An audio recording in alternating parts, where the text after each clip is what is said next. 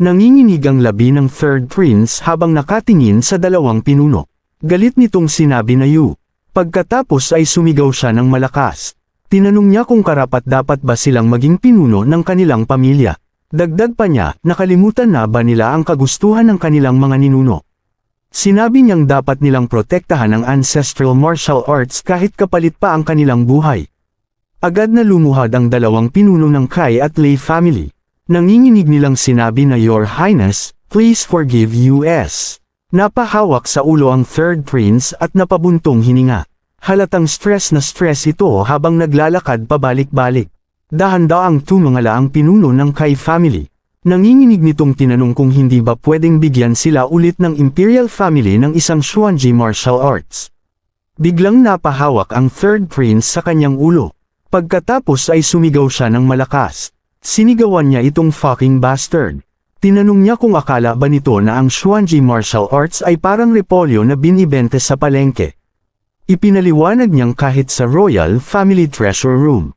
3 o 4 lang ang meron sila at lahat iyon ay naka-record na. Dagdag pa niya, kung kukuha sila ng isa, siguradong mapapansin ito ng 7 families. Galit nitong tinanong kung gusto ba nilang mamatay. Tahimik ang lahat habang pinagpapawisan ang dalawang pinuno. Naglalakad pabalik-balik ang third prince habang nag-iisip. Paulit-ulit nitong sinabi na what to do, what to do. Sa isip niya, sinabi niya ngayon ay tuluyan nang nasira ang Pearl Secret Order.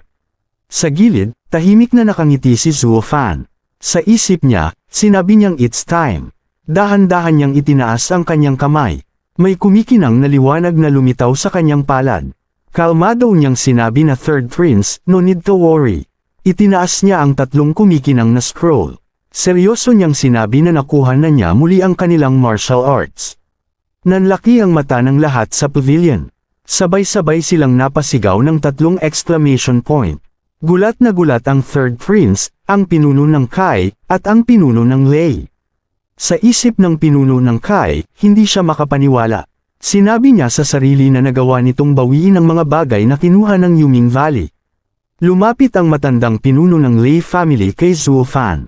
Magalang nitong sinabi na thanks, Housekeeper Zuo. Dagdag pa niya, kung hindi dahil dito.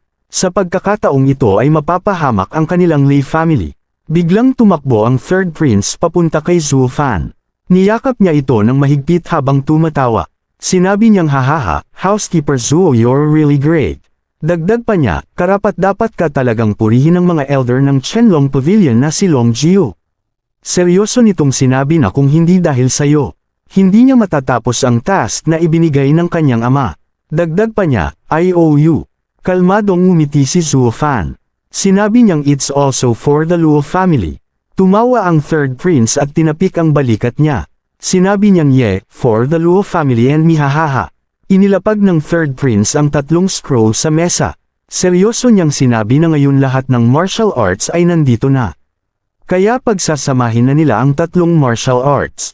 Ayon sa Pearl Order ni Emperor Taizu noon. Kapag binuksan ang secret order na ito, ang 2 pamilya ay dapat sumali sa pinakamalakas na pamilya. Ang Xianjie martial arts ay dapat nasa ilalim ng responsibilidad ng master nito. Tumingin siya sa 3 at sasabihin na sana ang so now you guys. Biglang sumigaw ang pinuno ng Kai family.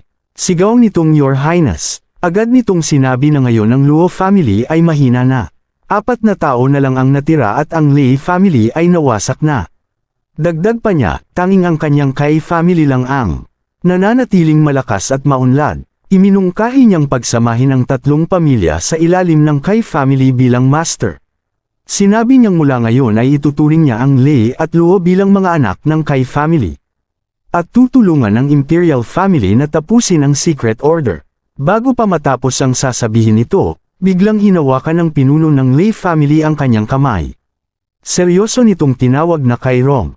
Tinanong niya kung gusto ba nitong maging family head base sa lakas lang. Nagulat ang pinuno ng Kai at sumigaw. Tinanong niya kung anong masama doon. Dagdag pa niya, sa usapin ng lakas. Ang kanyang Kai family ngayon ang pinakamalakas. Umiling ang pinuno ng Lei at kalmadong sumagot. Sinabi niyang that is not necessary.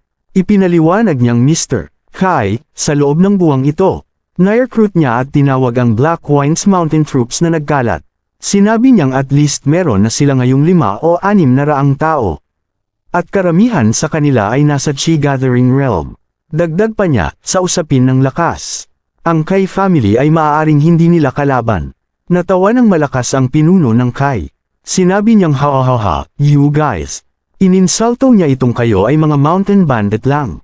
Paulit-ulit nitong sinabi na mountain bandit. Tinanong niya kung paano ito may kukumpara sa isang elite family tulad nila. Dagdag pa niya, kung hahayaan nilang maging master ang Lei family. Matatawa lang ang 7 families sa kanila. Tinanong niya kung paano sila angat sa ranggo sa hinaharap. Nagalit ang pinuno ng Lei at sumigaw. Tinanong niya kung anong sinabi nito at gusto ba nitong mamatay. Sumigaw din ang pinuno ng Kai pabalik. Sinabi niyang hindi ba totoo na mga mountain bandits kayo. Habang nag-aaway ang dalawa, tahimik lang na nanonood ang third prince at si Fang Qiubei. Sa isip nila, sinabi nilang ang bagong pamilyang ito ay kaka-form pa lang. Pero ganito na agad ang ugali. Parang putik na hindi kayang damaykit sa pader.